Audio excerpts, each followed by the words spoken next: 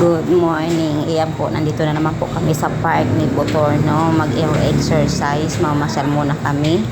At dito nga, pagdating namin sa park, ayan, nag-start na. Hindi pa kami nandun sa playground. Pero nandito na kasi may nakita siyang nagsasayawan. So, dito na kami umakyat baga.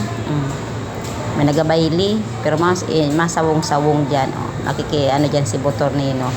So, yan, nag-step dyan sa upuan. Hala, pag upo dyan ng mga estudyante, wala na. May dumi na ng paa mo, Botornino.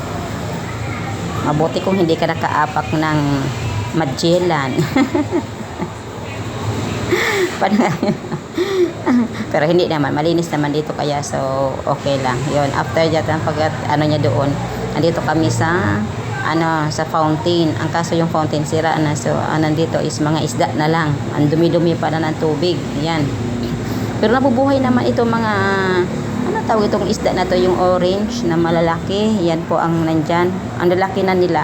So pupunta na sila din sa amin. Akala siguro may pang feeding kami. Wala naman kami dalang pang feeding sa kanila. So yan, ang dami.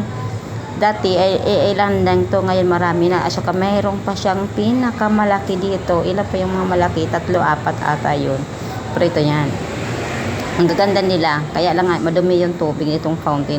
Sana ayusin na ito para makaanda naman. Kasi dati maganda ito. Yan na yung malaki. Oh. So, ganda. Oh. Nag-exhibition siya kay Botorno. Yeah, Botorno, come. Catch me. Ang gusto magpaano dito kay Botorno ng isda na to, nagpakita talaga tuwang-tuwa si Botorno dyan gusto niya yung to si kuwak, kan dumi-dumi ng tubig, parang may mga hindi kasi nalinisan to, bakit kaya? Siguro walang budget. So yan na, nandito na kami sa sliding. Dapat after ng fishing na yun, nandito na kami sa slide. So yan, may nakakuha siyang kalaro niya. Naghabol-habulan na siya dyan. See, nakita nyo na.